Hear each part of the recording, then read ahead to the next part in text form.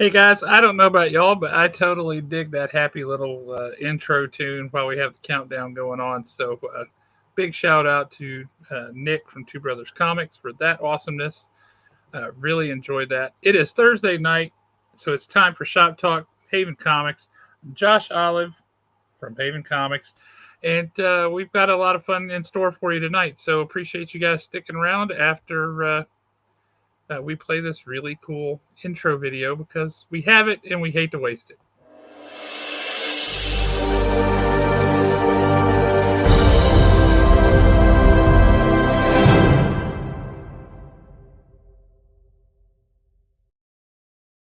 See, we shouldn't waste that. That's too good. So we have to use it. Speaking of things that are too good and can't be contained, Alan Breedlove, what's happening? What is going on? And shout out to my people in Bangladesh. We had 12 views 12 views from Bangladesh last Times two. Yeah, really. And I'll do it, you do it. That's 12. And for some reason, we also had 12 views from folks in Indonesia. So, hey, y'all are neck and neck. Let's see if one of y'all can break through this week. My money's on India. My money's on Bangladesh. Yep. I went with Bangladesh for a shout out just because it started with the B and it comes before I. Alphabetical order. There you go. Yeah, I'm just trying to be fair about it. That is fair. That's true. So how you doing, man? What's going on? Man, I am tired. I don't know. I mean, I know it was worse on you over the weekend, but it took me. I mean, Saturday took it out. Let me right off the bat. I had an absolute blast ripping and running with Nick Ellis all day long from Two Brothers Comics. Dustin shows up, had a good time with Dustin. We all, we went to dinner after the con Saturday, get home Saturday night, and Sunday morning I realized that I did not get anything accomplished that I normally do around the house on Saturdays. I was happy to go back to work Monday because at least there they let me take a break every once in a while. Yeah, after going and setting up Friday, then going up there Saturday, and then Sunday. I don't know if I even told you this, man. Sunday was terrible. I got up to the venue, which is an hour away from my house, when I realized that I had left my cash box at the house. That's not good. And the cash box also had our Square reader for our credit cards in it. So I'm like, man, I knew I could get a base of cash from, Jeremy or the Hintons or somebody to cover down for giving change and such. But I needed to be able to take credit cards. And so I went to Walmart and I bought a credit card reader, a Square reader. And I got back to the venue. I opened it up and the reader had been stolen out of the box. Oh, God. So I went back to Walmart and they didn't have any more on the shelf. So I went across the street and to Staples, and Staples didn't have any that fit this stupid, whatever that is, Lightning Mini, whatever it is that Apple has right now. They didn't have any for that, but they only had the old school ones, but they did have an adapter. So I spent $30 to get a $10 product that I already had just because I left it sitting at the house. I was not pleased. And then Sunday was really slow, quiet day at the con. And then we had to take everything back to the store and unload it and get the store back in order and all that kind of stuff. So, yeah, I was beat. I'm still tired. It's been a long week. Well, for those of you that did not get to make it to the con, there was something very special that came out of Saturday. It was an amazing moment. And I am happy to announce that between Nick Ellis, Dustin Ellis, and myself, I am the #1 salesman at the Haven booth.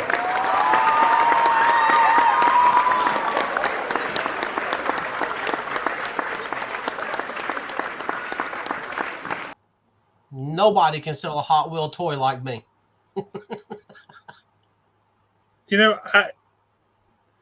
The funny thing that got me was we had a guy came by the booth And it was the third time he came by. He was looking at a Logan's Run #6 that we had out on the front of our wall books there, which is the first solo story of Thanos. And this dude is looking at it and he's trying to talk himself into it. And then he would go away. And then he would come back and he's trying to talk himself into it. Well, Dustin Ellis was at our booth the third time that dude came by. And Dustin just steps in and starts talking to that guy. And that dude admits, like, he really wants it. And he doesn't have it. But he admitted he really wanted it. And Dustin's like, looks like we have the upper hand, boys. That owned me. I was dying.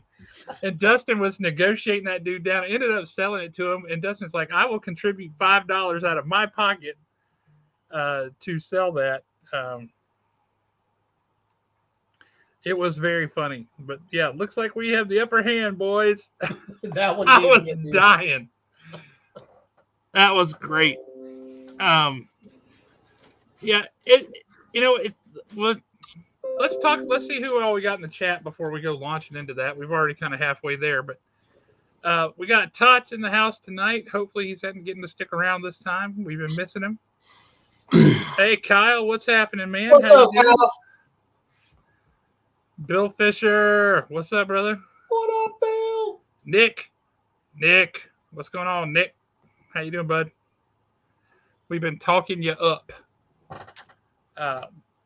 But the first year shows are, you never know how they're going to go, right? They might be just a big smash out of the gate. They might take a little bit of time to warm up. And this one was a little bit of both.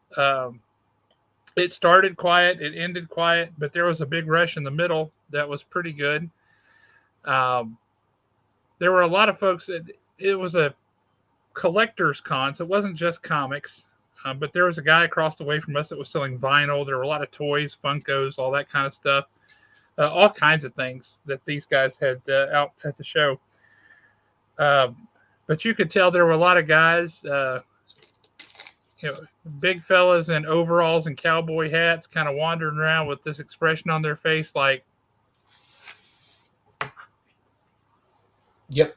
Every time they saw somebody in cosplay, they just kind of went like, took the long way around because they were just there to see what in the world this thing was. Like, what in the heck are they doing? But I will say the facility was spectacular. I was not expecting that venue. I was so impressed with that place. Yeah, I was impressed with every detail of that place. I thought it was spectacular. As you're driving in, there's baseball fields, there's a dog park, there's volleyball courts, basketball courts, sand volleyball courts. And then you get to the building we were in, there's indoor basketball courts, there's a weight room, there's a bunch of aerobic stuff, there's an indoor swimming pool, there's an outdoor swimming pool, there's a water park.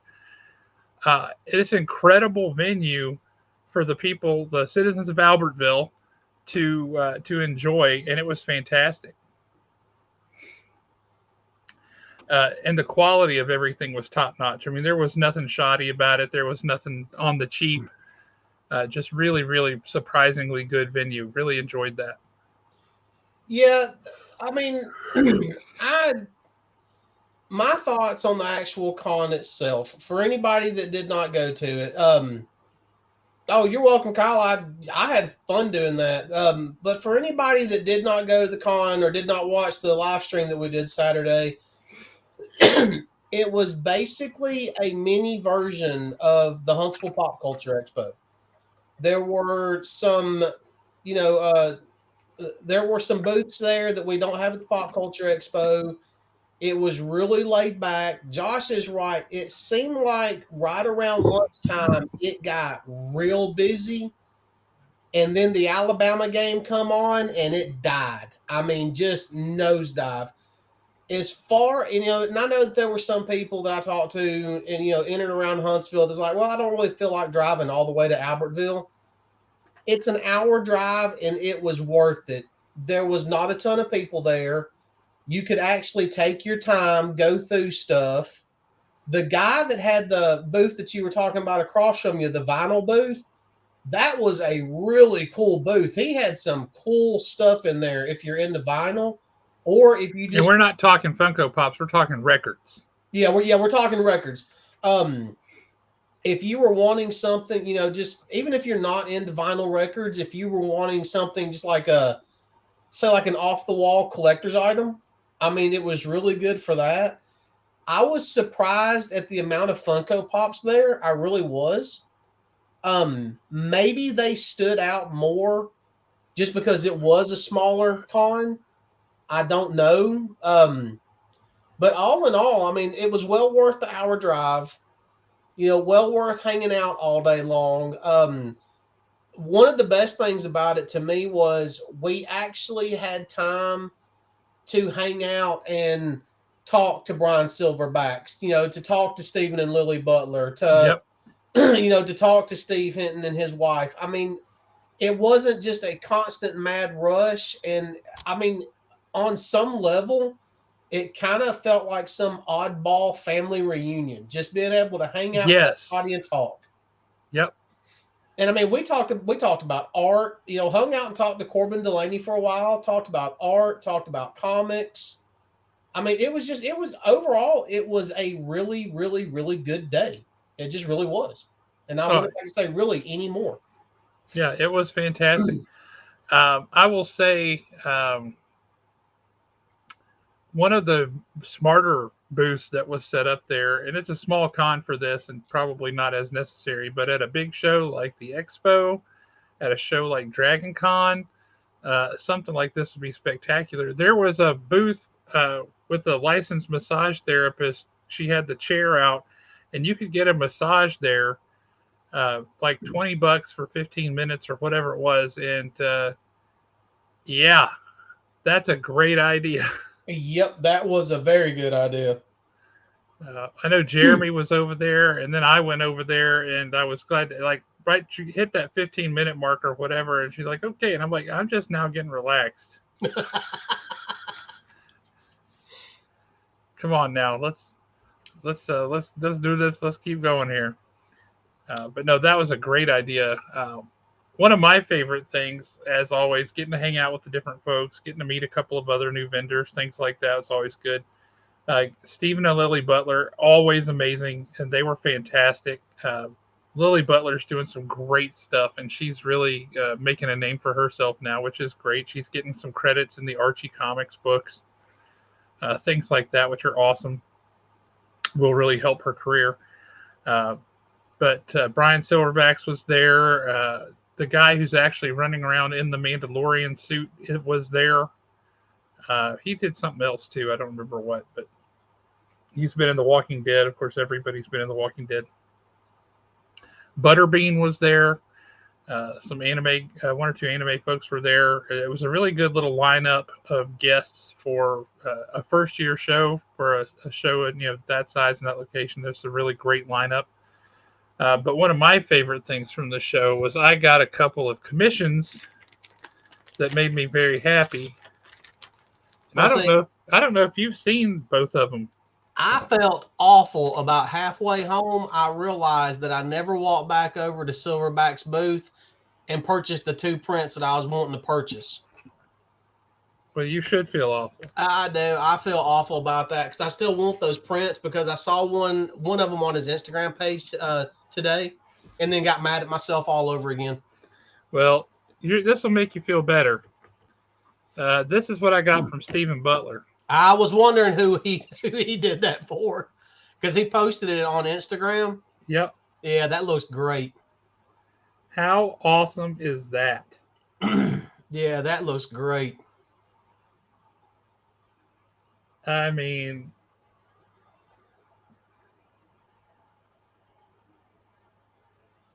he's got the detail on the shoulder there. Just fantastic. Makes me very happy. Now, I couldn't get something from him, from Stephen Butler, without getting something from Silverbacks. And I was inspired. And I think Silverbacks came through because this is absolutely fan freaking tastic. And I love it. I mean, I love this, and you are going to be so mad that you don't have one. You ready for this? Let's see it.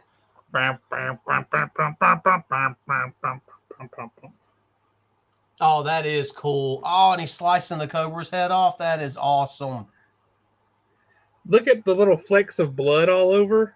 That is awesome. But look at that. So we were hanging out at his booth talking, and I got a really good long look at that.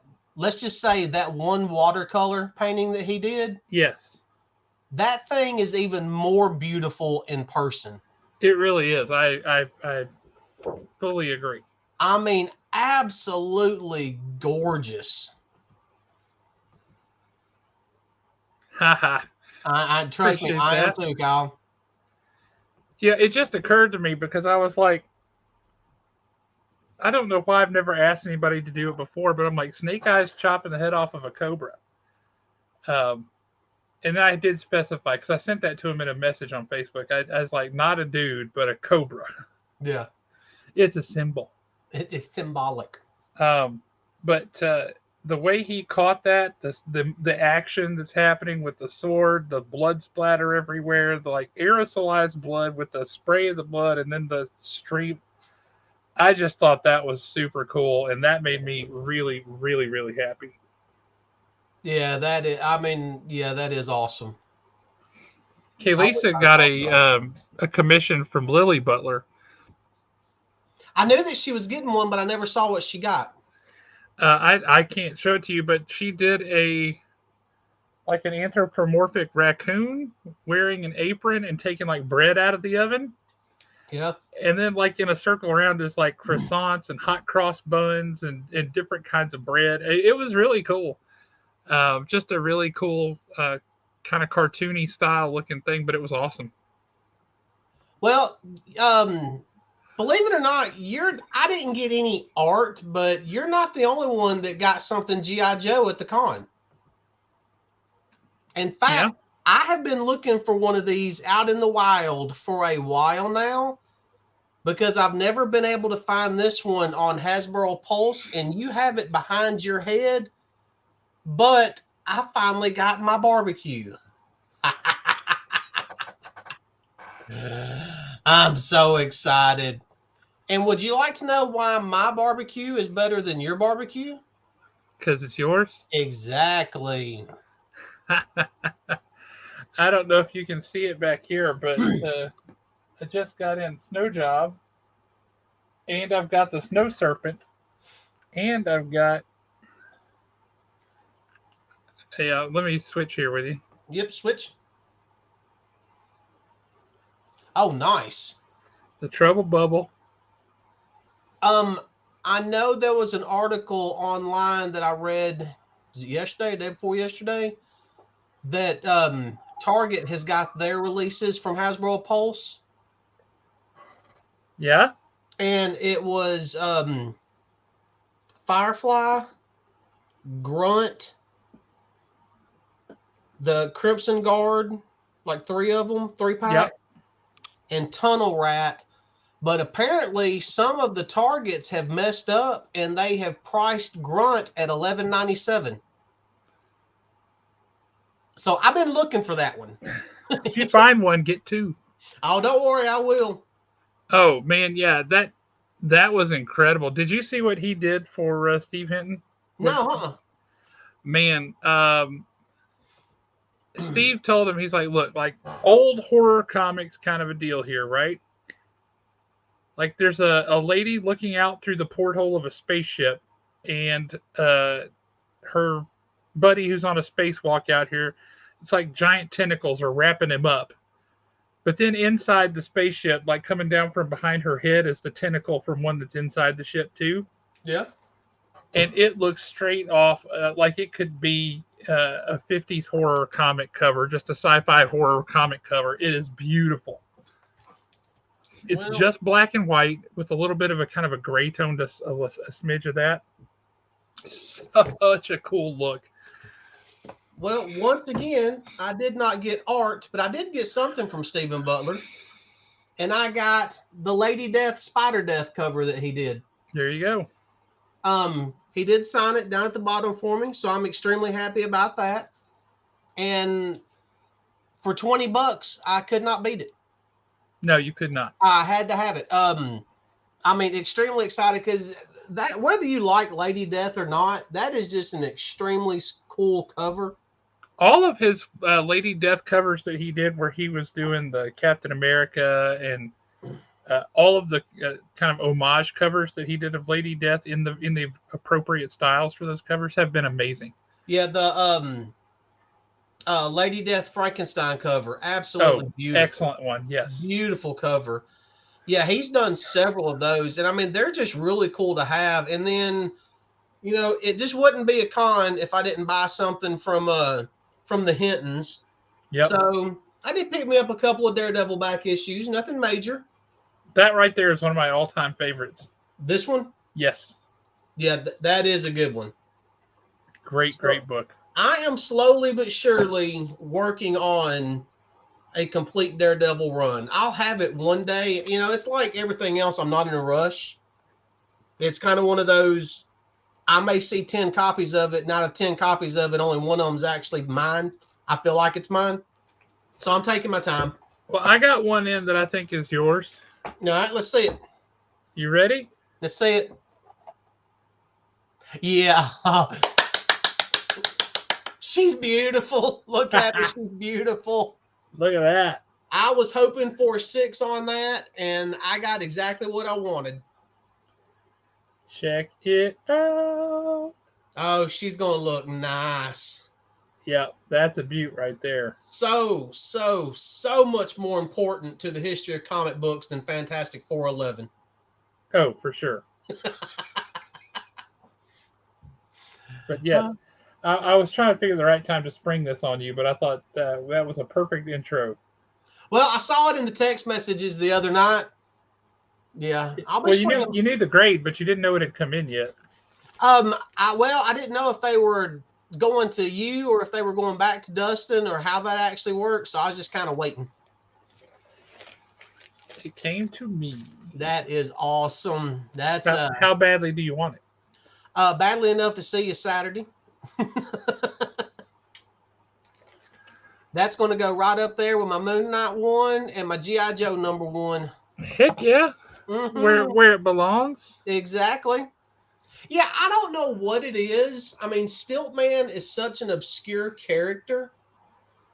And I love that character for some reason. And it hasn't been the same person every single time. Nope. And I think that's what makes it even better for me. Because, I mean, yes, it's Stiltman, but every time you see Stiltman, it's a different backstory. So I like that aspect. Also, this finally came in. Man, Hasbro has knocked this classified series out of the flipping park. I have questions. Like, okay, this dude, first of all, the stuff that he comes with, you need to set up a laboratory for him. It's like jars and brains and like a severed hand and all this. It's a ton of stuff that he comes with. But this is a dentist. Look at those deltoids, man. That dude is freaking ripped. Oh, Mindbender's definitely juicing. That way. Yeah, I think you're right. But then he makes the monocle look cool. Yeah, he does. But you know, every time I see that Mindbender toy, when I see the close-up of his face, you know what the first thing I think of is? And I'm about to ruin it for you. Jimmy Buffett's pencil-thin mustache. I wish I had a pencil-thin mustache. Then I could solve mysteries too. A two-tone Ricky Ricardo. You younger folks are not going to get that at all. And an autographed picture of Andy Devine. Yeah, you're right. You know he's on Cobra Island rocking out to Margaritaville. Oh, God, yeah. Especially now that Cobra Island has a giant casino. But yeah, I did get the and you showed it on the show a couple weeks ago. I did get the Walt Disney game from you, the park game, and but it's actually at the house. We have not had a chance to, play it yet. Hopefully, going to get to that sometime this weekend. Yeah, I think you guys will enjoy it. It's a really fun game. It's what happiest day is that it? Uh, World's happiest place, whatever it is. It's a lot of fun. But it's a cute little game. It's fun. It's easy. And if you're a Disney fan, if you're a Disney Parks fan, it actually somehow or other magically, I don't know how, kind of gives you a little bit of that Disney Parks feeling of going to Disney World. Like if going to the parks is a dose this big, it gives you a dose this big, but it's really kind of cool because it's definitely that authentic flavor. We've already pretty much decided when we're going back. We're going to hold off for a little while because we want some more construction to be done. And then, Disney makes that comment about they're about to sink 60 billion into the parks, and 14 billion of it's going to, I think, Magic Kingdom alone. Yeah, I think they probably are going to open up the world of Coco back behind Big Thunder Mountain Railroad.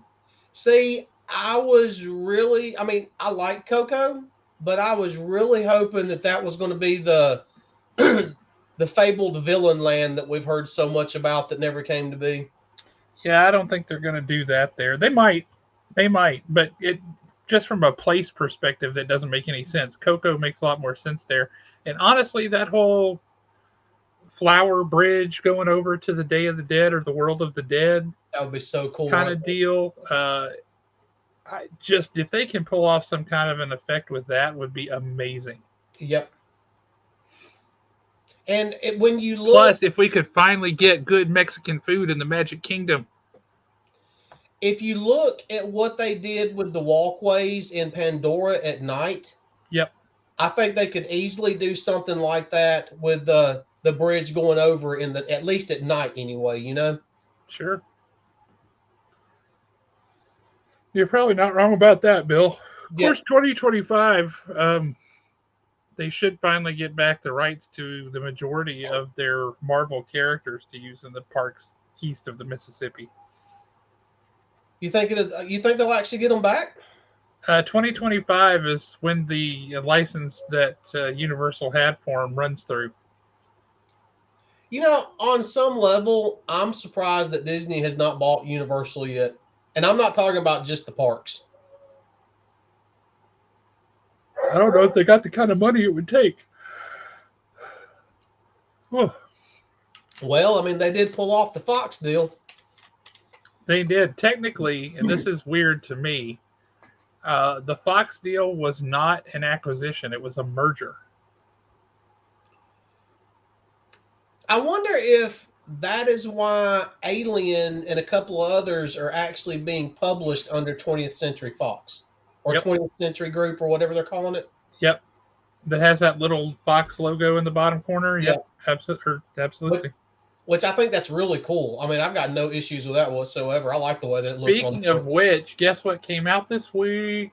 What came out this week? Wolverine versus Predator. I'm kind of up in the air on that one. I'm definitely. No, you're wrong. You just need to land on that. Really? Is it good? I haven't gotten to read it yet, but everything I have read about it, it's a fight that goes through the decades. Now that's cool. And it starts with him, I believe. It might start earlier than this, but I believe it starts with him as Weapon X, running around naked through the woods of Canada with some electronic equipment dangling off of him.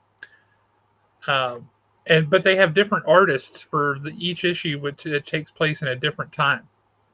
And he's in his costume from that era. Stuff like that. It's going to be pretty cool.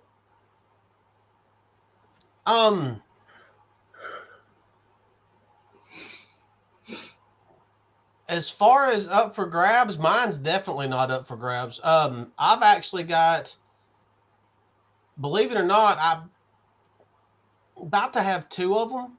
I've got one stuffed in my box up at Haven, and the plan is to buy that one and then send both of them to Dustin, have him crack the slab on my other one, get them both graded, and then I keep the one with the higher grade.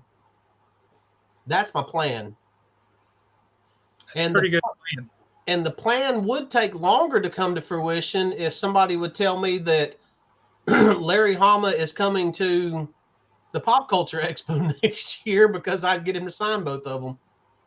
Brother, But yes. That's probably not happening. We can hope. We can hope. Because Larry Hama is the man, and I tell you, I'm so excited for G.I. Joe number 301. I can't wait. That's going to be excellent. That the art so far that has been released, even the art for Duke, Yep, looks so good. I mean, just so flipping good. But speaking of comics, did you read Daredevil #1 by Saladin yet? I have not read number 1 yet. No, it's on the list. I read a preview of it, so I got like the first half of the story, but I haven't seen past that yet. So, man, I was worried to death, but if he does half as good with the rest of it as what he did with #1, you're going to be happy. Good, because I'll be honest with you, I'm a little trepidatious going into it. It's honestly, on some level, I feel sorry for him, because what Zdarsky did with Daredevil, that's an extremely hard run to follow. Oh yeah. And he does do what I was hoping he would do. He did pretty. And for those of y'all that don't know, we're talking about this one right here, Daredevil #1, that came out last week. He does pretty much pick up, I would say, within a couple of months after where Zdarsky left off. He does pick up, Matt Murdock, Priest, and everything else, and it was a good, solid run. And we definitely, it was a good, solid issue, and we definitely have the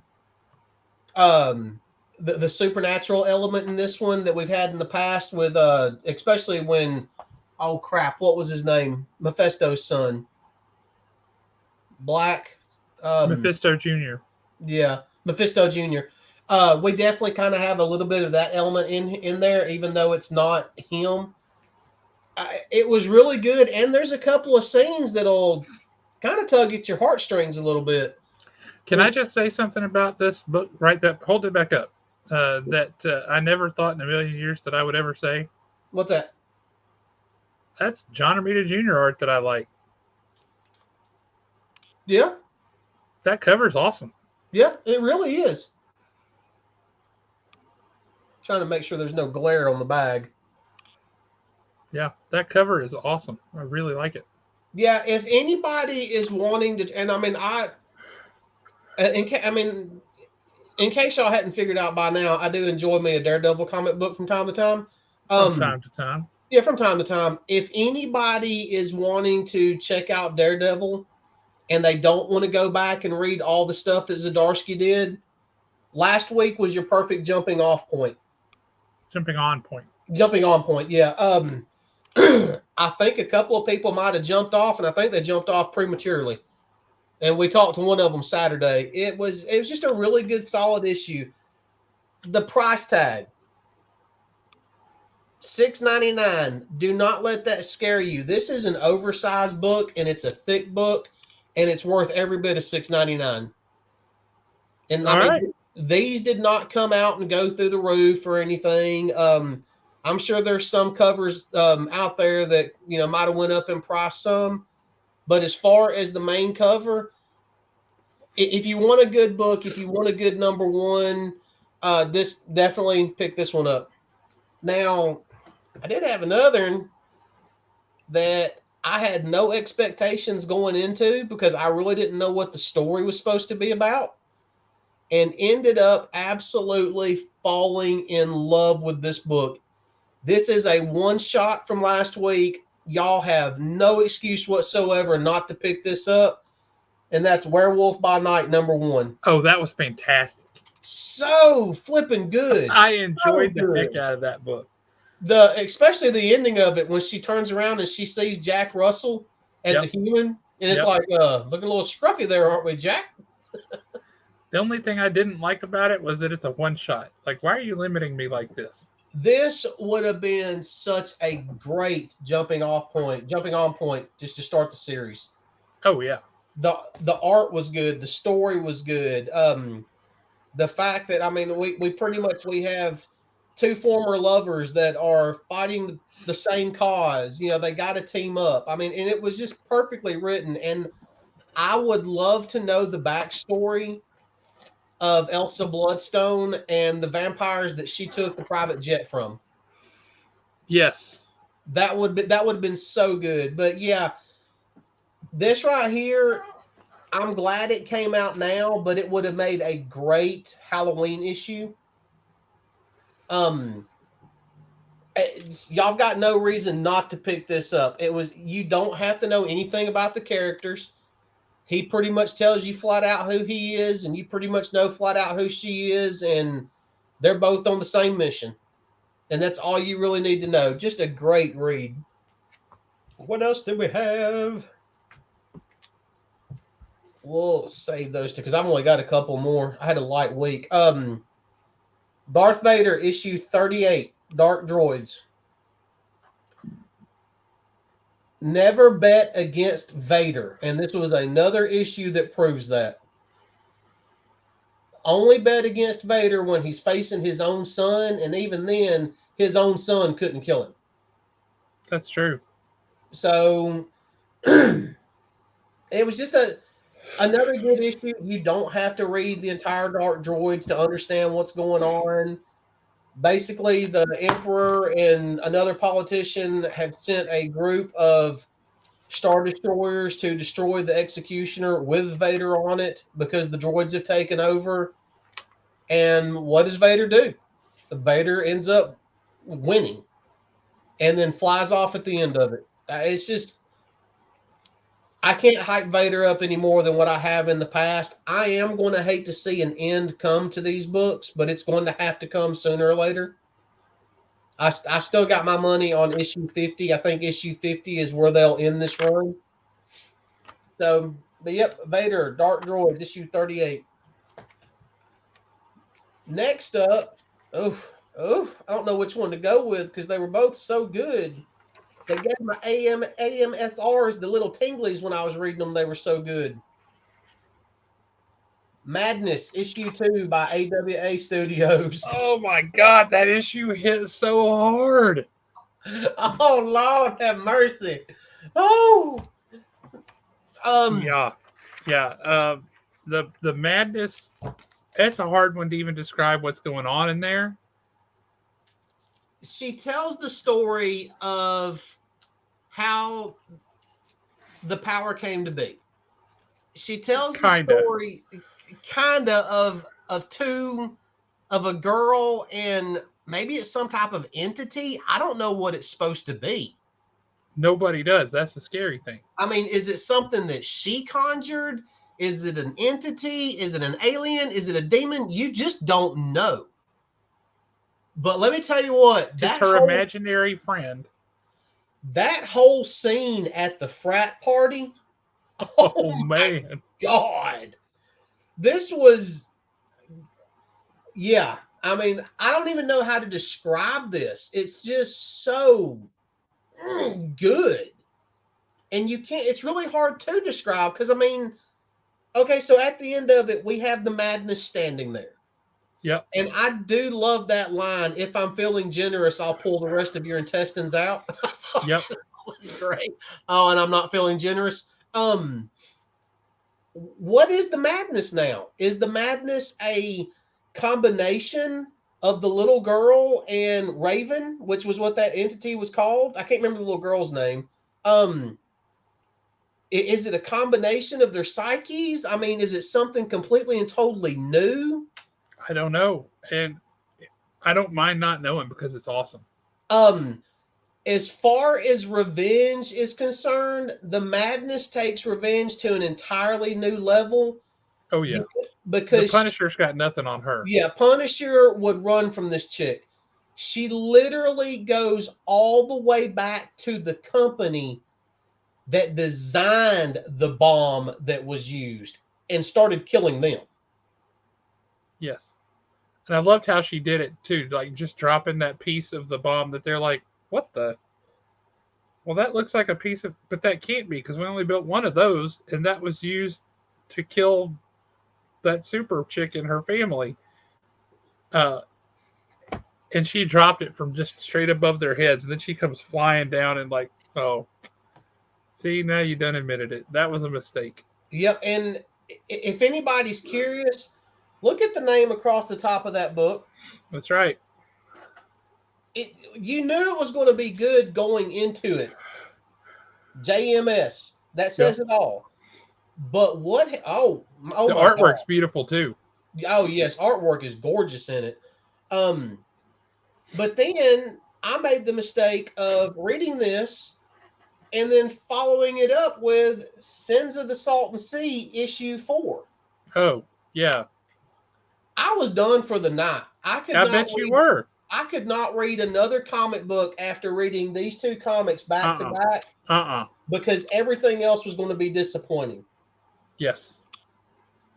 I mean, on some level, part of me wants to drive straight to wherever AWA is at and personally thank them for what they've done. Yep. But there's another part of me that wants to ask them, how dare you being this good? You just want to kick them. Yeah. Yeah, I mean, this is wow. Sins of the Salton Sea, and I still stand by what I said a few weeks ago. This is the perfect universe for Sins and for Devil's Highway. Absolutely. I really and truly hope that when issue 5 comes out, it does not wrap up nice and neat. I don't think that it can. But here's the big thing: is Cecil truly a bad guy, or is he playing everybody, or is he actually a good guy? I love not knowing. I mean, yeah, because you want to root for him, but at the same time, you don't. And this thing that lives in the Salton Sea, I mean, is it some type of like Cthulhu style creature? I mean, we're on issue 4, and you still have just as many questions as you did when you saw the book in previews for the first time. Yeah, it's fantastic. And you know the story now. You know what's going on. You understand both sides. Very well written, very well done. But it's one of those series that I don't want it to end. I really don't. I want Wyatt and Jasper to team back up to attempt to save the boy. Yep. But at the same time, I want to see Cecil win to stop whatever impending doom is coming. Yep. AWA ought to be ashamed of themselves for putting out these two books on the same week. They were phenomenal books. I mean, this right here, these two books are a prime example of why I enjoy independent books so much. Yep. You would never see either one of these from the big two. It's just not going to happen. No, you couldn't. Not that, and yeah, there is a scene in Madness that it is a little graphic, but at the same time, when you put yourself in that character's position, it's nothing that you wouldn't do. You know, it's nothing that. So the only difference is she has superpowers and you don't. That was actually it for my new pickups. I did grab the Batman Catwoman Gotham War Prelude, which I thought was kind of weird. And what I thought was weird about it was the simple fact that we're already 2 issues deep, then we get the prelude. I mean, it makes no sense. I kind of understand why they did it, but at the same time, the prelude, all it really and truly was like so much of issue 137, and then we get so much of Catwoman 57, and then we get so much of Gotham War Red Hood, but Catwoman and Red Hood, we have no words to them whatsoever. It's just the art. Mm-hmm. So I don't know if it's going to be like that in the actual book or not. It was just, I mean, I was hoping that I would get more of a story, and you don't learn anything new from this. No, agreed. Is that your last one? That was my last one. I did not have a ton last week. Well, Alan, I got to ask you: are you a fan of the '90s? Were you a fan of the '90s when comics were going on and they had a certain flavor to them? Hang on, before we jump into that, I got to answer this. They're sure making it look that way.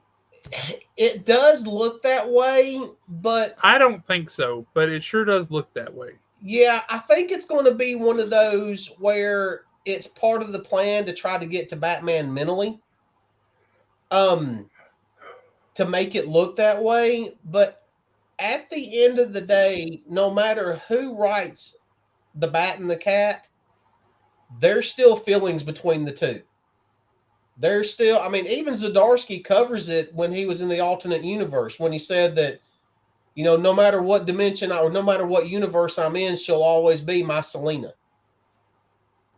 Yep. So I think they're making it look that way, but I don't think anything's going to happen. My Selena. All right, now let's get on to this 90s goodness. What you got going on?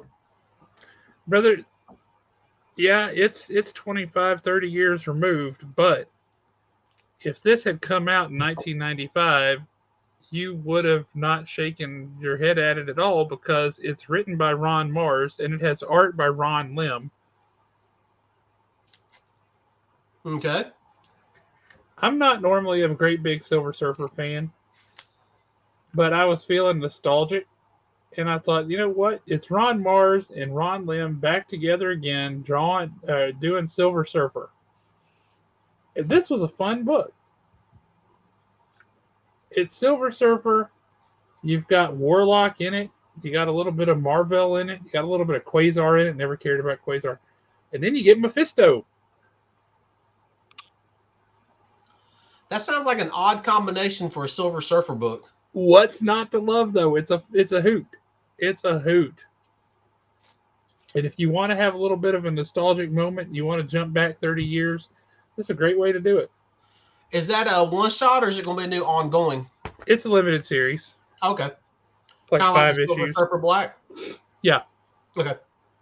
But it's Ron Lim, who was drawing Silver Surfer and Guardians of the Galaxy, all that stuff back in the day. And Ron Mars, who was writing it. So, yeah, good stuff. We already talked about that. And that's on the list to read tonight, actually. You didn't pick this one up? I didn't even think to grab it off the shelf. I really didn't. They even made a short out of it and still didn't think to grab it off the shelf. Yeah. Gargoyles of Gotham.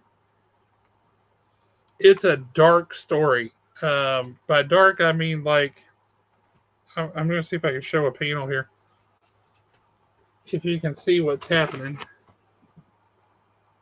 here on this page right there in the middle. Do what? You can definitely see what's happening. That's some good looking art, though. I like that. Yeah, it's Raphael Grandpa. But yeah, dude is he's getting Three Stooges in the eyes, and he forgot to throw his hand up. I'll have to pick that one up when I go in tomorrow. It's a thick book. There's a lot to it. I don't just love the costume design that Grandpa has for Batman here. It's kind of weird. It's like anime-ish, but also I don't know. Look at that Batman costume. It's almost like a kid playing dress up. It's like he's wearing chaps. Yeah. And then his head is wider, like from the cheeks up, and I don't know. It's kind of weird. Like Batman meets Zorro. Yeah, it's not bad. It's certainly highly stylized, but the story is interesting. I will give him that. And between this one and the upcoming one that Christian Ward is doing, and suddenly the name of it is lost on me, but looks like some good short limited series Batman stuff. Now this one just came out this week. Ooh, have you read it yet? Yeah, but I don't want to talk about it because you haven't.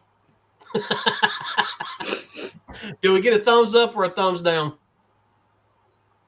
Oh yeah, yeah. It's definitely a thumbs up. Because we should be entering the whole pirate thing where oh crap, what is the name of it? That would be correct.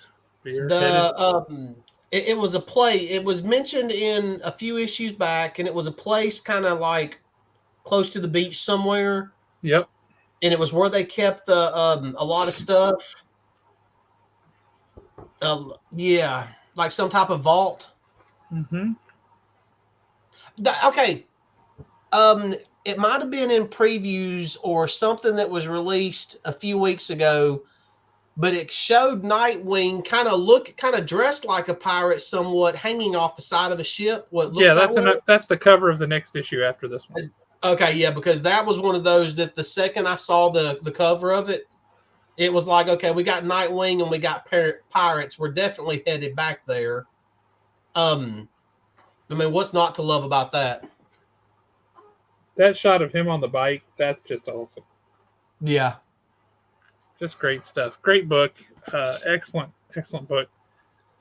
This goes a little bit different direction than you expect, but picks up right where number 2 left off, back before Night Terrors. And the excellence continues. DC is killing it right now. They're doing some great stuff.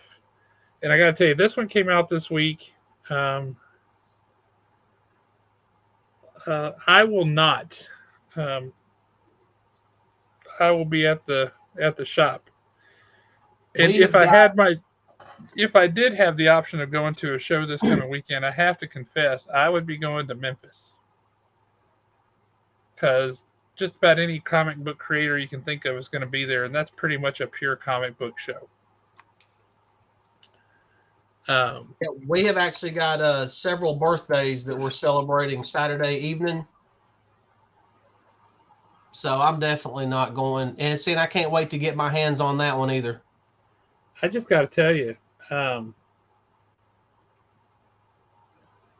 you need to read this book. And by you, I mean anybody watching this, all of your friends, whoever, you need to read this book. Everybody needs to be reading this book. This is fantastic. This sets the stage for an upcoming storyline really well. It's the first appearance of a new villain. We've kind of caught little glimpses of this guy in a couple of random places the past couple of months, but this is the first time you ever really see him, this villain. But it establishes a story that's kind of half Civil War, like, okay, the government's suddenly anti certain people, and then half old school Hulk, where Hulk is just on the run from the military, and they keep catching up, and he has to keep fighting them off. Wonder Woman is kind of in that position. She is pitted against the might of the military, and it's really interesting. And she's doing that while trying to solve a mystery, because you can see what happened, and then you're like, well, what's going on here? So trying to resolve this mystery and trying to figure out how to do that while also being persecuted is not the right word, but on the run, and trying to fight for justice and all these things that she's doing. It's really good. Tom King is writing. It's a little bit wordy. I'm not going to lie. He's trying to set something up, and it's a little bit wordy. So it's not a real fast read, but it's a great read. And Daniel Sampier's artwork is nothing short of stellar. And when I say nothing short of stellar, I'm talking early 90s Jim Lee, Mark Silvestri kind of stellar. His artwork is stupendous. It has the kind of clean lines that the artwork had back in the day. The good backgrounds, but not overly detailed stuff that's going on. Everything about it just looks clean and sharp. And holy smokes, is it a great book. One of the interesting things that comes out of it is the lasso of truth is not the only lasso in existence. Really? No, sir. There's one other one, and there's at least one other one, and there's hints of a third. They don't. It one of them, whoever's holding it, if they're holding it and speaking, then whoever hears them will believe whatever lies they tell. That's interesting. Imagine that as a power. Y'all know I would go straight dark side if I had that power. Well, that's exactly what the person does who has that power. So then next on my list was this one. We already talked about that. Great Phenomenal book, yes. Next on my list was this one. We already talked about that. Next on my list is this one. We have not talked about this. Yeah, that's one I'm not reading. It's so good. Miles Morales is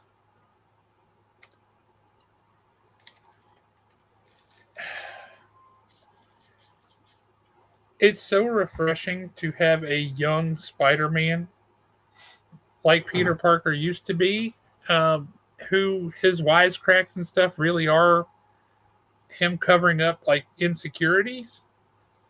But he's cracking wise like Spider-Man did. But he's definitely Miles Morales. He is a separate character, and he's written that way. He's got very modern sensibilities. There's a lot of technology. His villains tend to be very technology heavy. Um, and I like that he has some villains of his own and not just rehashes or not just, hey, these are the Spider-Man villains and therefore they're going to hate you too. He definitely has some of that, like when he's been fighting Scorpion and things like that. But it's just been a fantastic book. He's kind of taken this role that's a little bit different from what Peter Parker did a lot of traditionally, but he's going to other heroes and saying like, look, I need help, man. These people just trashed this whole part of town and they tore my suit all to heck. What do I do? I don't know how to recover from this. You've done it before. Um, what do you do? Hang on now. Now, Bill. Night Terrors didn't happen. Night Terrors was a commercial break. You can't get mad at the movie because somebody put a commercial in the middle of it. Titans is so excellent. The fact that they're trying to solve Wally West's murder and Wally West is there helping them do it is excellent. The team dynamic is excellent. The story is excellent. The art is excellent. The writing is excellent. There is nothing not to love about that book. Do like I did. Night Terrors, deleted. It's gone. It never happened. I don't care. Just read Titans and enjoy. A lot of people feel the way that Bill does, not just about Titans, but the whole Night Terrors thing. And to be honest with you, it kind of took me in the opposite direction. I enjoyed some aspects of Night Terrors, but having that interlude just made me want Titans, Nightwing, and Superman back. When are they coming back? Yes. Yes, and I have been chomping at the bit for this Tom King Wonder Woman run. So it was, I mean, I've had like a little over a month's worth of anticipation built up. And that's what Night Terrors did for me. It just made me want my books back even more. It had the same effect on me, and I got to tell you, I really, really, really enjoyed Wonder Woman a lot. I enjoyed. It was kind of like saying hi to somebody you hadn't seen in a little bit, with Nightwing and Titans. Like, oh, there they are. Oh, thank God, this is still just as good as it was. It's not like because it feels like it's been forever. But no, they're phenomenal books. They're excellent books, and I strongly recommend just putting any harsh feelings about it because of Night Terrors to the side because it's not their fault. And I I honestly guarantee you, feel Tom like, Taylor would not have asked for, hey, let me just have a 2-month break here while we go some random direction. and honestly, I feel like I have been holding my breath this entire time, waiting on Green Arrow issue number 4, and I Yep. never thought I would say that about Green Arrow No. because that little mini series they're doing has been a great run so far. But yeah, those are great. Wonder Woman #1 is spectacular. If you have not read, we ordered a lot of it, so we should have copies on the shelf. And I strongly, strongly encourage you come down and pick up Wonder Woman #1. It's going to be a great read. It's beautiful, and if nothing else, you get the first appearance of a major bad guy who is going to play a major role in the DC universe for the foreseeable future. Now, does it make sorry, does it make reference to Trinity in it? No, that's purposeful. Trinity is not going to show up until issue 3, and that's going to be as a backup story. Okay, because what we saw in 800, that is a whole future thing, correct? Yes. All right, because I want to know, because that story that they started with those 3 in 800, that was a pretty solid start to the story. I liked what he did there. Well, what he's going to be doing with the backup story is jumping around through time, telling stories of Trinity. So you'll see her when she's older. You'll see her when she's a kid. You'll see her when she's a baby. Uh, you'll see these different stories of her, and the mystery will kind of unravel, just not always in one smooth line like you might think. It's not going to be a linear story. Okay. But I'm really it's an interesting way to do it, and I kind of dig it, and it should be fun. Um, a lot of the Trinity stuff is gonna, because it's gonna be jumping around with her through different eras of her life, and she's gonna be older and younger and things. The mood of it will change some depending on how old she is and what the setting is at the time, but it's gonna be interesting. I like that concept just for the simple fact of the story can really and truly never get stale at that point. Brother, you better believe it. Uh, I cannot wait for this. I absolutely cannot wait for that. G.I. Joe 301 has been such a long time coming, and I am stoked. I don't know Bill, about you guys, but I'm going to order a metric crap ton of the blank covers for G.I. Joe 301, because you don't get blank covers for G.I. Joe very often. And when I want folks to do some G.I. Joe art at cons and things like that going forward, I can whip out a G.I. Joe blank #1 and be like, here you go. well, I already told you my plan. I'm going to have one Mr. Zdarsky do me a G.I. Joe blank cover. Not Zdarsky? Zdarsky. Uh, do what? You mean Larry Hama? No. Good God Almighty. I said Zdarsky. I don't know why. I've got Zdarsky on the damn brain, I guess. He's going to be at the expo next year. He was here last year. Chris Claremont? No. He's going to be sitting right next to Bianca. Oh, Nathan Zerdy. Zerdy. I don't know why that left me. Yeah, I want to Zerdy, get him. Zdarsky. I'll give you half credit. Okay, I get half credit. Sorry, Zerdy. Yeah, I definitely want to get him, and I'm kind of torn because I was wanting to get either Scarlet or CoverGirl, get him to do one of them. That's right, because I want Baroness. Yeah, you suggested the Baroness, and now that's stuck in my head. Dude, Baroness and Jinx. Oh, God. You know, I bet he could do something that nobody else has been able to do so far. Yeah, I'd be willing to put money on it. He can do something that literally no one else has ever been able to do. He could make Zorana look cool. I bet he could. Because she kind of just looks like trailer trash. Yep, that's exactly what she looks like. So I jumped on League of Comic Geeks to pull up G.I. Joe #1 to see what all the variant covers were going to be. You mean 301? No, I was talking about just G.I. Joe 1 when it starts back. Oh, You mean 301? 301 is going to have is going to have the sketch cover, the sketch variant. Yep, there will be a blank cover. All right, let's see what we got going on.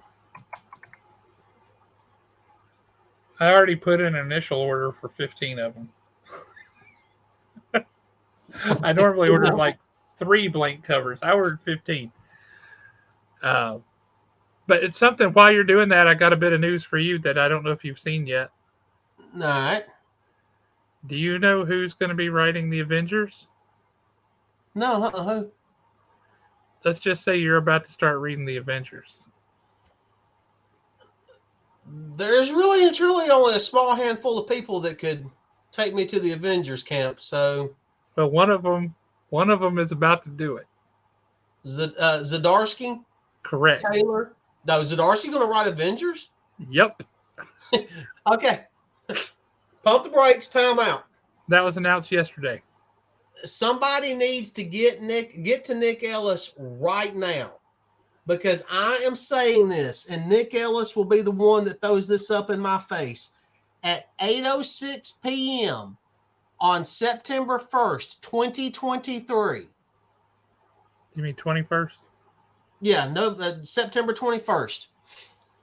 We will soon be seeing the proper Spider-Man again, because Zdarsky will pull him into the Avengers at least in 1 or 2 issues. The best version of Spider-Man that we've been seeing for years has been in other people's comics. If you don't believe me, go read Daredevil. That's a true statement. Zdarsky knows how to write Spider-Man.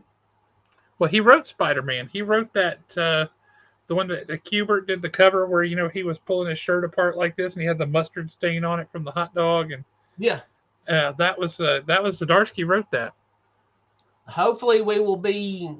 I wonder if he'll ever go back, if he'll ever just take over Spider-Man entirely. I would sure be happy with that. If he could do for Spider-Man what he did on Daredevil, obviously keeping in mind he's a different character and would go a different way. I think that would be spectacular. I would love to see it. I would love to see him take over Spider-Man, but the person that I think needs Spider-Man and Spider-Man needs this person, that's Ryan North. I could not agree more with that. I could not agree more with that. So on League of Did you read Immortal Thor? No, I did not. What's up with that? So I just went through like this wonky phase where I was getting hammered like every week.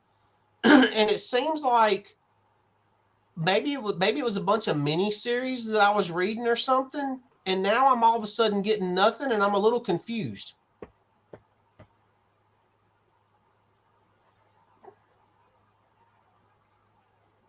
Is it by the guy that did Abraham Lincoln Vampire Hunter? No. And I'm honestly not sure how I feel about it. It's interesting. I'll give him that.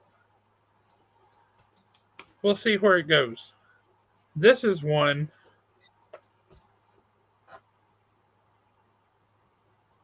Yeah. I told you I was reading this. I read the first page and I texted you and said you need to read this. After I read the first page. Yeah, and I just didn't pick it up. I don't know. I'm wondering if the MCU has just burnt me out on Avengers. Brother, you need to get over that. I'll show you why. What happens at the bottom of the first page. I don't know if you can read the text. Yeah, it's not focusing in on the text. Oh, justice is served. Okay. You remember that?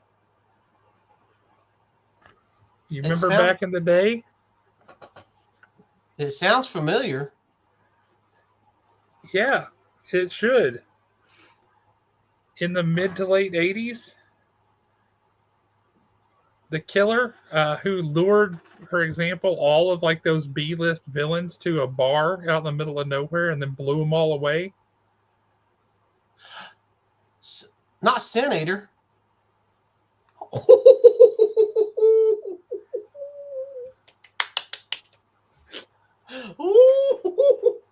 Yeah, I'll be picking that up tomorrow now. I tell you what's really interesting about this, though. This is the current New York, the way that things are in the books. Wilson Fisk is deposed. He's gone. Luke Cage is now the mayor of New York. But the people of New York are still, up to here with people in costumes running around causing havoc and mayhem. So Luke Cage, somebody that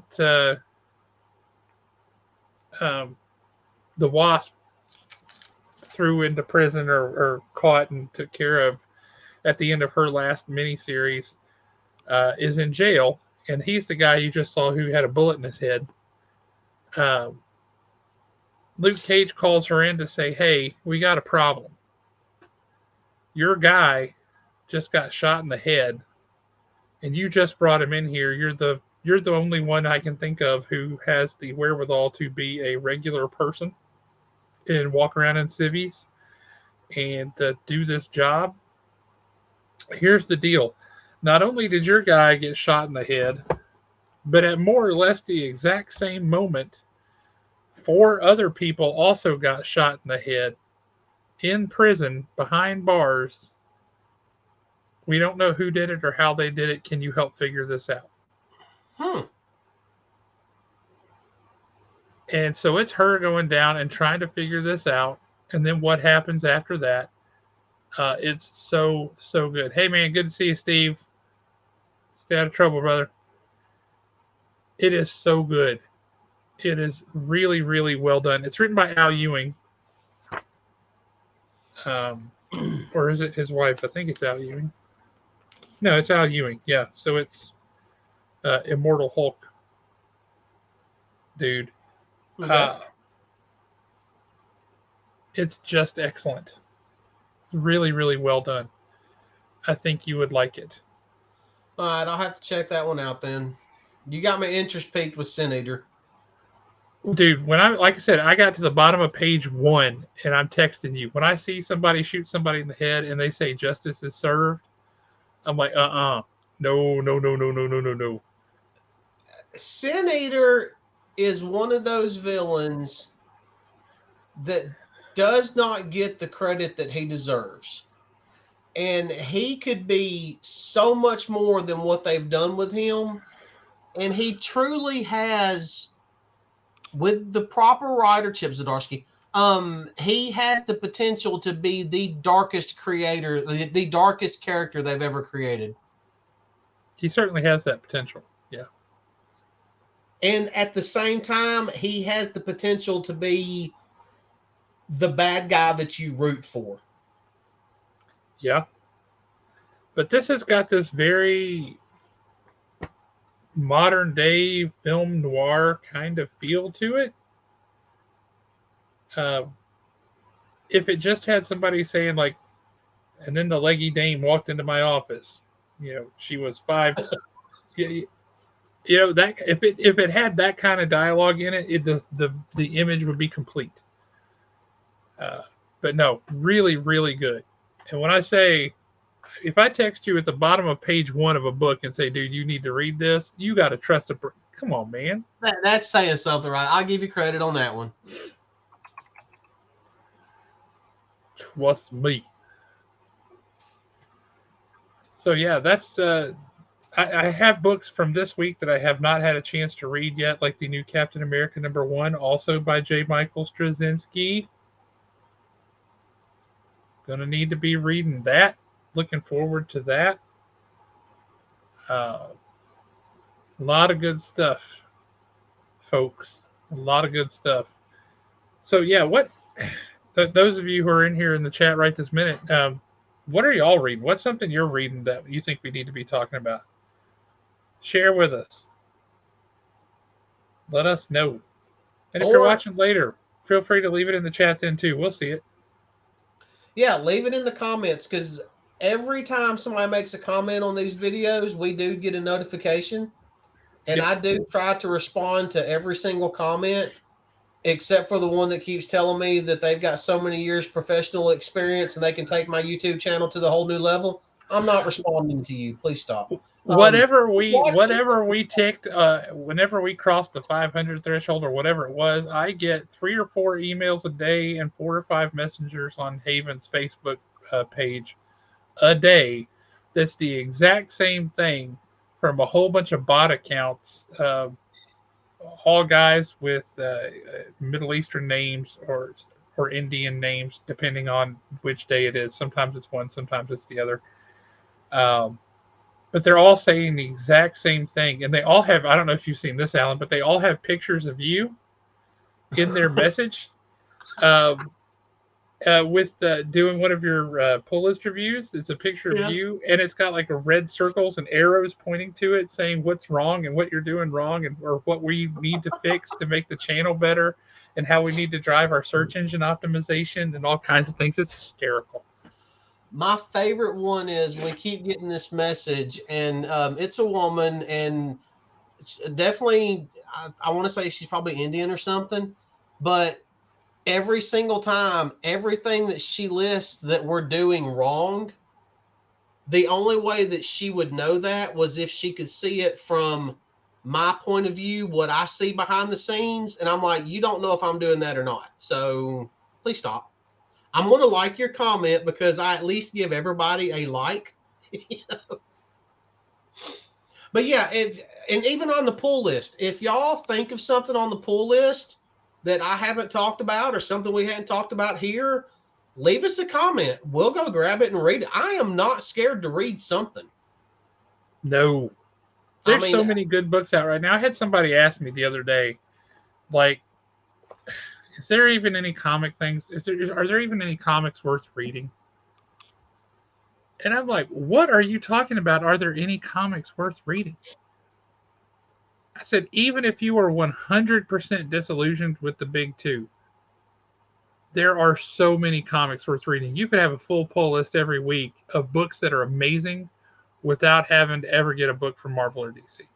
yep. But when you throw in the fact that Marvel and DC both have these pockets where the storytelling is just incredible right now, we're getting back to a healthier marketplace as far as comics go. Because the market is strongest when Marvel and DC are both strong. Yep. And if they could get out of their own way with these stupid things like Night Terrors, DC is really strong right now. I'm leaning more towards DC these days than Marvel, and that's the first time I've ever been able to say that in my entire life. Marvel is definitely making a strong comeback with stuff like Daredevil, Fantastic Four, Moon Knight. But they got to get out of their own way on their major books of Yep. Spider-Man and X-Men. They got to. Yep. Because right now, their tentpole books are the ones that suck the hardest. Yeah, their B books are what's truly carrying them. Yep. As far as the story wise, where if you go to DC, yeah, you're going to pick up a bad book here and there. Not everybody's going to like everything that they do. But with DC, it's going to be very hard to pick up a bad book right now. Well, if you look at Batman right now, Batman is great. Superman, better than it has been in decades. I mean, literal decades. Superman is good. Nightwing, phenomenal. Titans, excellent. Wonder Woman just came out, #1, but holy smokes, is that amazing. What a great book. And Flash #1 is about to come out. It's written by Cy Spurrier. It has art by Mike Deodato Jr. So it's going to look amazing, if nothing else, because he is one of the absolute best comic book artists in the business today. He is phenomenal. And so you look at that and you go, all right, and what they're doing with Flash is going to be so totally different. I kind of get like Immortal Hulk vibes off of it. Yep. It's starting off as a traditional Flash book, like, hey, I'm fast, and ooh, look, a bad guy. But over the course of the first 5 or 6 issues, it is veering from traditional, hey, here I am taking out bad guys because I'm super fast, to a cosmic horror book. Yep. And that's why I want to check it out, because we've never seen that before with the Flash. No, that's a whole different world for him. That's a whole different operating space, and I think it's going to be really interesting. So let's see if you're on the same thought wave, the same have the same thoughts on this as I do. We've said in the past that as far as Moon Knight's concerned, McKay is probably the only person that could ever make us give a rip about Tigra, and he Yes. did. Yeah.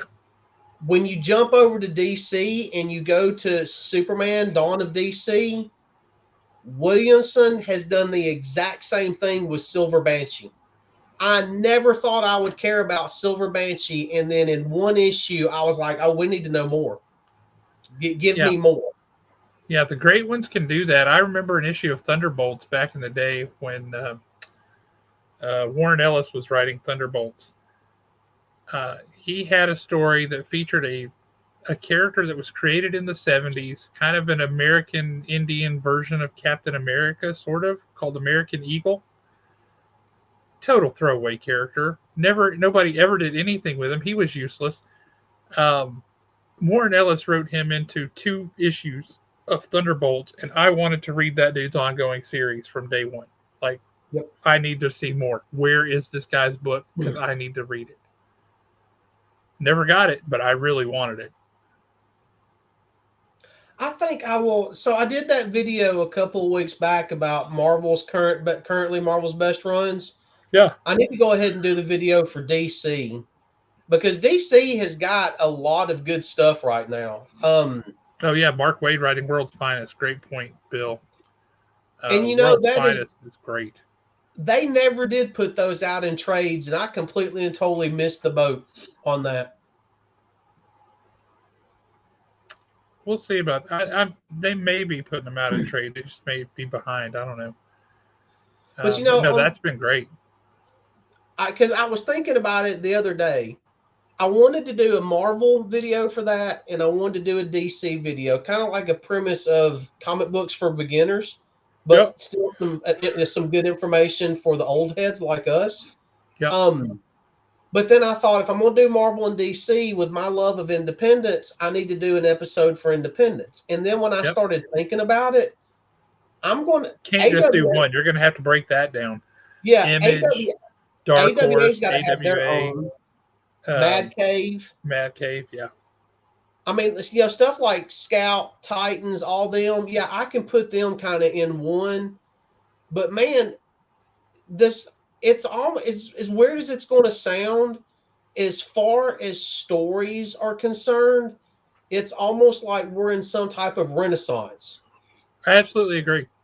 I mean, it's just some of the stories have been so good here lately. And they're shifting to a more character-driven story. I say here lately, this has probably been going on for a good year now, maybe a little more. A little bit more. Before that, we did have a couple of books that were just outstanding. Yeah. But now it's almost like so-and-so upped the game over here, so we need to jump over there and up the game ourselves. Absolutely. Competition drives quality. It really does. And some of it's just been so good. I cannot wait for you to read Wonder Woman, and I want to talk to you about it because I want to hear your thoughts.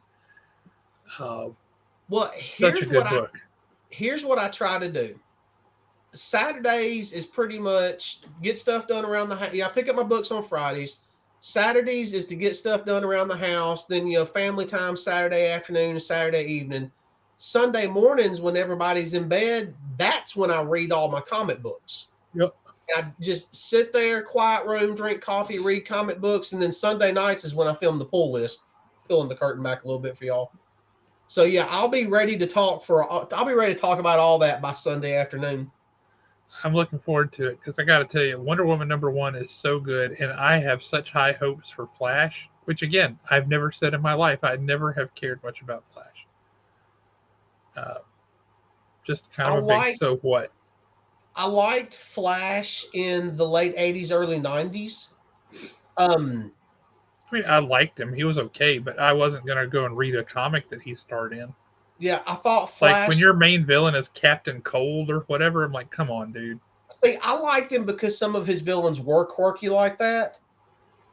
At the same time, I think I might be one of only a very small handful of people on the planet that actually enjoyed New 52. Yeah, Um, there were quite a few, but there I mean, were more that didn't. yeah, I mean, I liked Flash New 52. I loved Red Hood and the Outlaws New 52. The Red Hood and the Outlaws New 52 is the best version of Red Hood and the Outlaws we've had. Period. Um,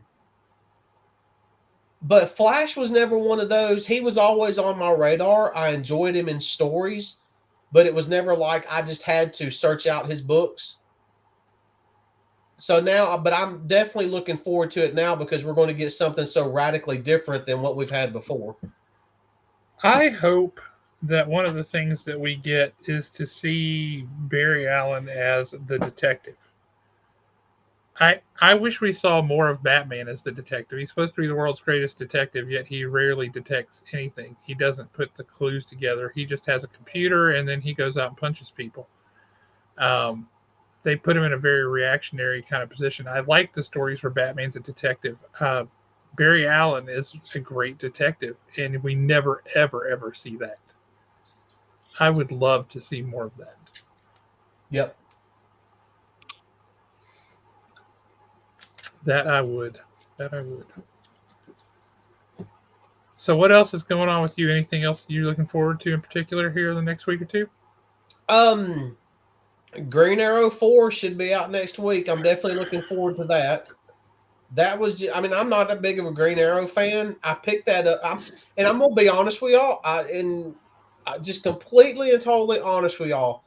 I picked up Green Arrow just for the simple fact to give me one more book to be able to talk about on the pull list, whether it was going to be good or bad. Because y'all that have watched the pull list, I've really and truly only trashed one comic book on the pull list. And Rest in peace, Alpha Flight number that one. comic book still pisses me off. But I picked up Green Arrow simply so I could review it for y'all. And I ended up falling in love with it. I thought it was great. So I'm looking forward to that.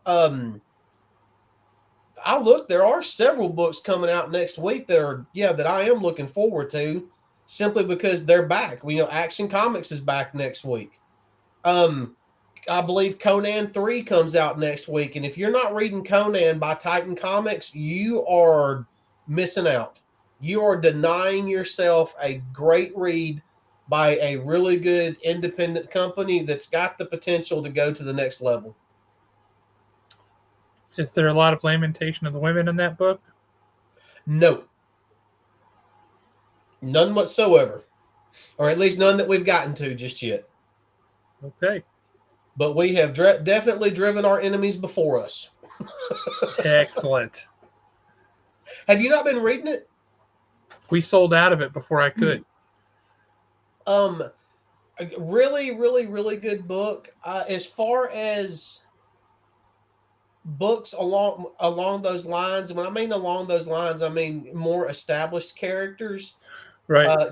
Because Conan is a very established character. Godzilla is a very established character. The new Conan series and Godzilla Here There Be Dragons, both books absolutely phenomenal. I look forward to when they come in.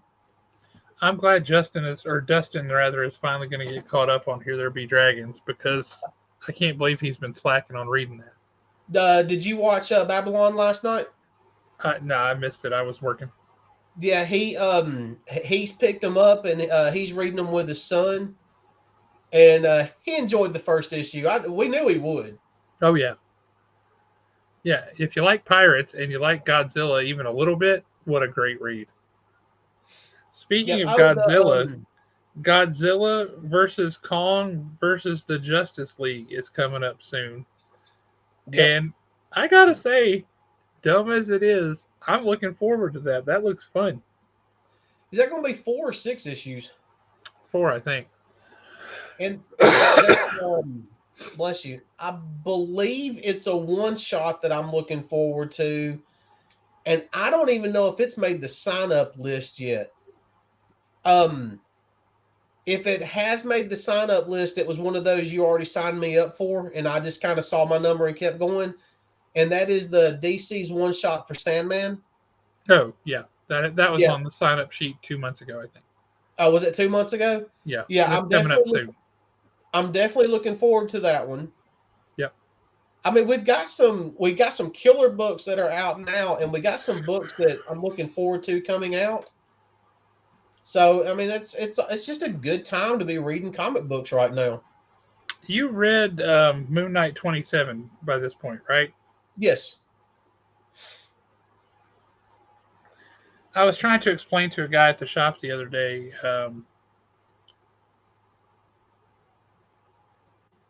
that he needed to be reading Moon Knight, or he had picked up Moon Knight, but he hadn't picked up City of the Dead, and he hadn't read Moon Knight 25 yet. And I was like, no, no, no, no, no, no, no, no. You read Moon Knight 25. You're going to need City of the Dead number 1, number 2, number 3, because it goes right after it. It follows right on the heels of it. It's like the regular title keeps going this way, and City of the Dead does this, but it's going to come back. And you need to read City of the Dead. He's like, why? And so I started breaking it down. He's like, holy smokes, that sounds amazing. I'm like, yeah, it does, because it is. City of the Dead is the ultimate side quest. It really is. Yes. Yeah. Phenomenal, phenomenal book. And I think City of the Dead comes out next week.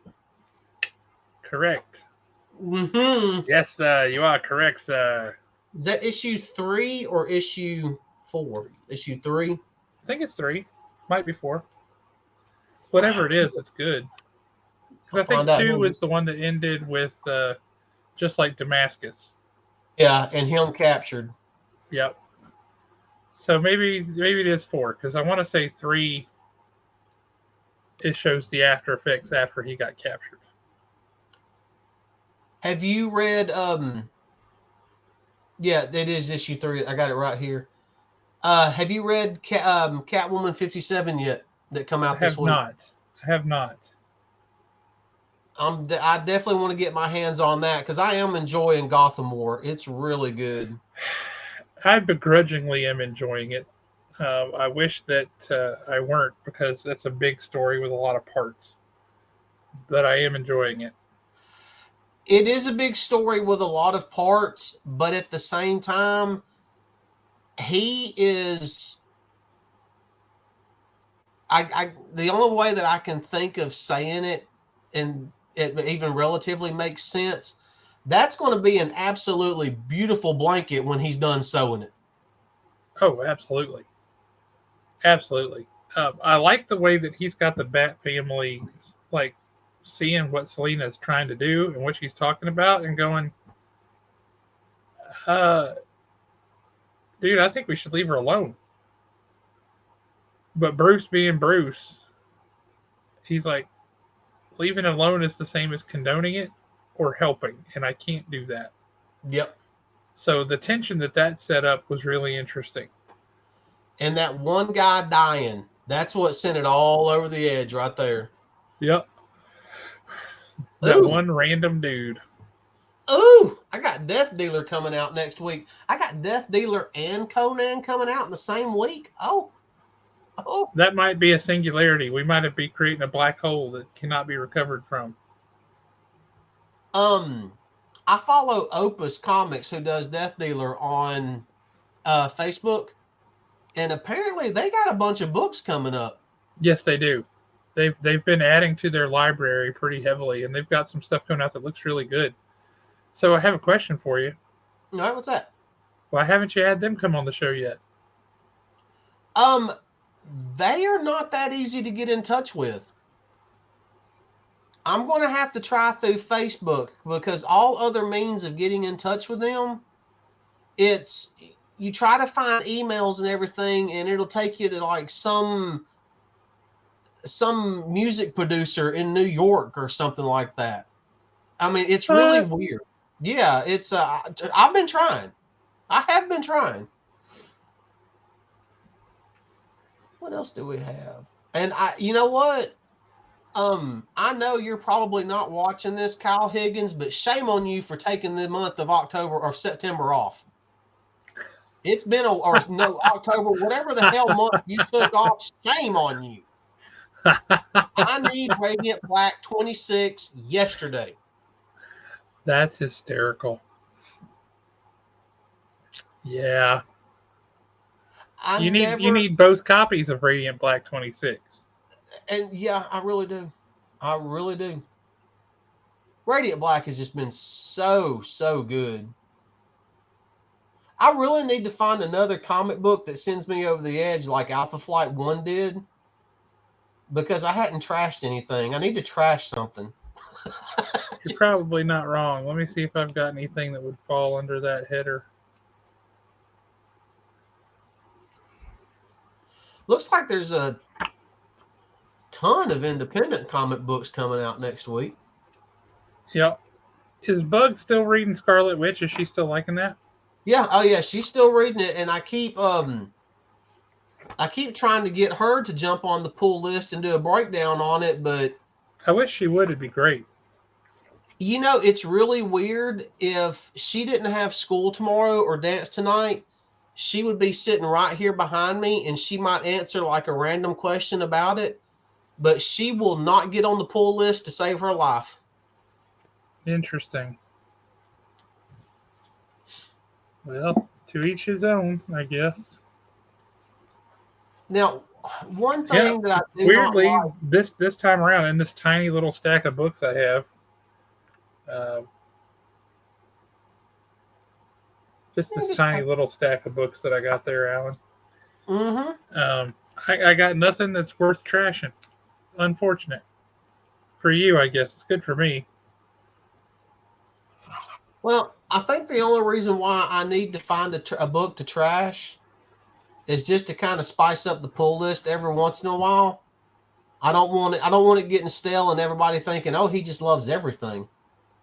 Well, that's a fair point. Well, I mean, I don't love everything. I don't read what I don't like. Well, just pick And it's up kind of Amazing Spider-Man. I can't do it. Amazing Spider-Man trashes itself. It does not need my help. That's a good point too. Yeah, that is really a shame. Yeah, it's looking like we're going to have a good week next week. Yeah, next week ought to be a real good one. Ought to be real good. Ought to be a good week. Ribbon Queen 3 comes out next week. Yeah, it's going to Yep. be a good week. Death Dealer, Ribbon Queen, Conan. Oh, Wildcats issue number 11 means we only got one issue left after that. Yep, that's correct. Now, this I is might probably not the right time or place for it since I haven't been able to get any more in yet. But I did finally get to open up uh, my Lorcana. And so what'd you think? The art on some of those cards is gorgeous. Beautiful. Yeah, it's great. And I like the shiny cards. But I haven't Oh read yeah. the rules yet, so I have no idea what the gameplay of that stuff. But um, I got the starter and I got um, two um, booster packs, and I didn't realize that the starter came with a booster pack in it. So that was kind of cool.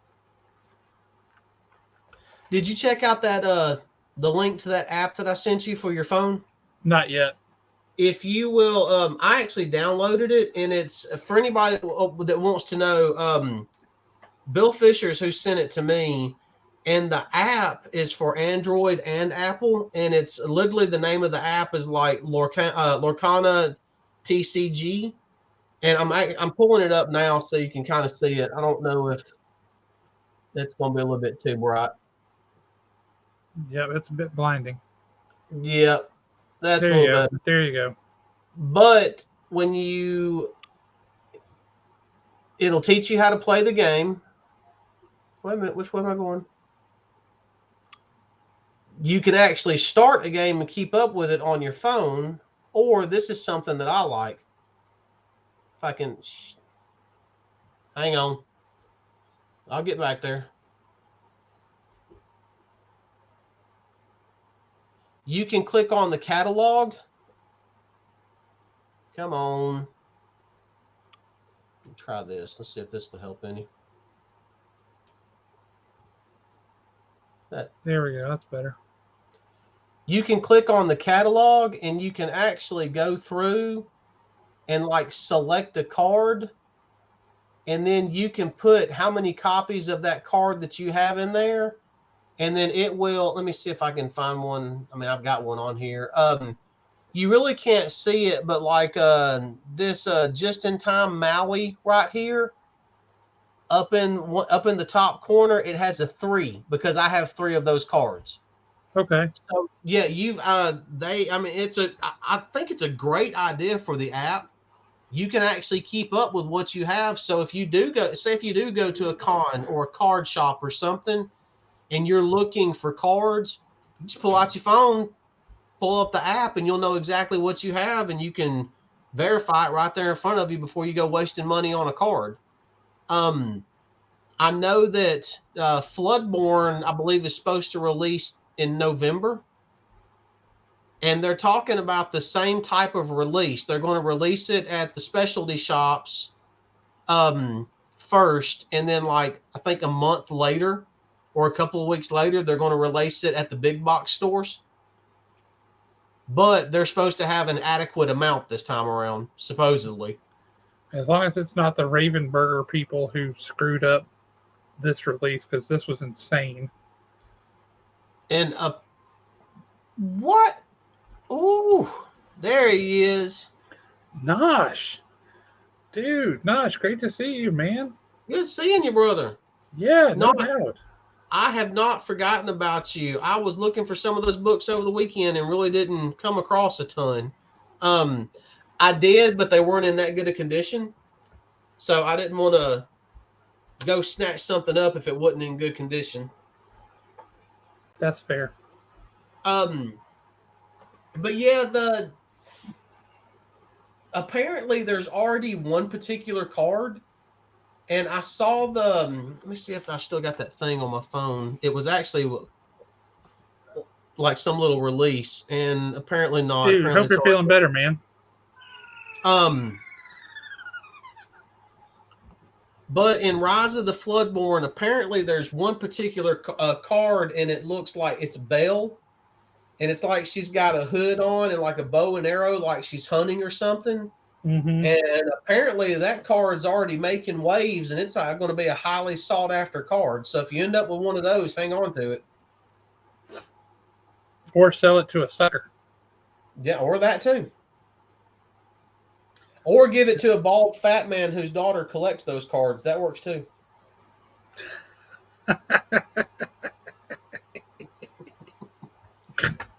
Love it. Love it. So, guess we're getting ready to wrap up here. One last look at this before I bring it up to the shop, and you get to have it in your little grubby paws. Oh, she's a beaut. She is a beaut. Look at that. The newspaper down in the corner. Daredevil versus Stiltman. See the 6 o'clock news. One of my favorite things about that book is literally the helicopter is flying in the air above the buildings. And all of a sudden there's a man on stilts standing in front of them going, "This is a stick up." I love that for some reason. You're not going to see that anywhere else. It's so bizarre. It's so bizarre, but it's so perfect. Yep. Yep. And for any latecomers to the show, just show off the couple of commissions I got at the Sand Mountain Collectors Con this week because they're awesome, and I want people to see them. I got this one from Stephen Butler.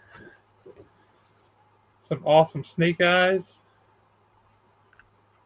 Just fantastic. Makes me very happy deep down in my heart. And then I got this one from Brian Silverback's. Yet another awesome snake eyes. Chopping the head off of a cobra. Just beautiful. I mean, that is perfect. And it makes me happy. Oh, and for those of you that are wondering, we are roughly 2 weeks away from Transformers #1. Dude, Nosh, that's awesome, man. Congrats, brother. Hope that goes well for you. Yeah, Transformers #1. I would like to reiterate, I have read Transformers #1 preview copy they sent for retailers. and I like tripled my order on that book after reading it. If that doesn't tell you how awesome that book is, I don't know what will. I just got a text before we went on the air tonight that because I haven't got this week's books yet, that Tom just read Void Rivals #4. Oh, And he said there's a really good Transformers tie in Void Rivals #4, and also a surprise twist ending. So I'm like, okay, all right, looking okay forward then. to Not that. gonna I've complain really been about it. enjoying Void Rivals. Yeah, I've enjoyed that one a lot more than what I thought I would.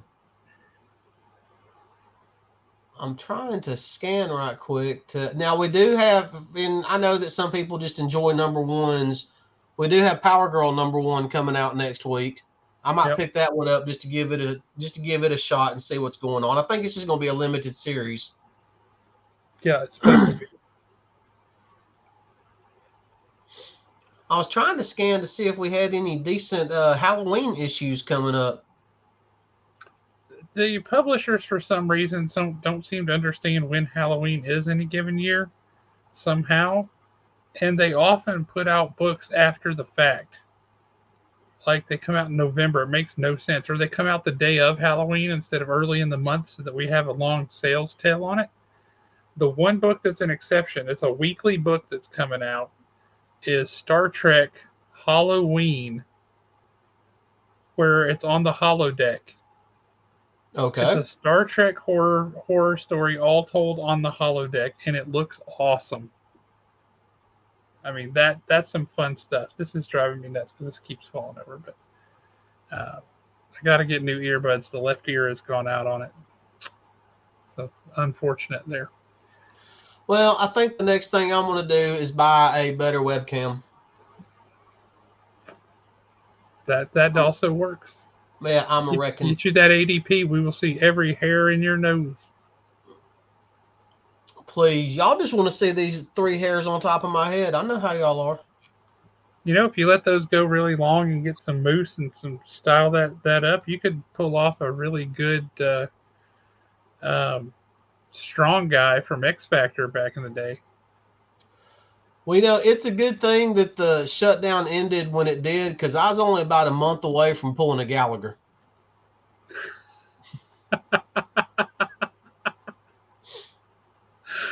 We'd have had to get you a watermelon and a sledgehammer. Yep, I should have just let it go and went as Gallagher for Halloween that year. That would have been funny. Oh, That that would would have have been been great. funny. Well, all right, man. Unless you got anything else, let's wrap it up for the night and let these good people get about their business. Let's do it. All righty. Well, everybody, we really appreciate y'all coming on. We appreciate y'all hanging with us. If you're watching after the fact, we appreciate you doing that too.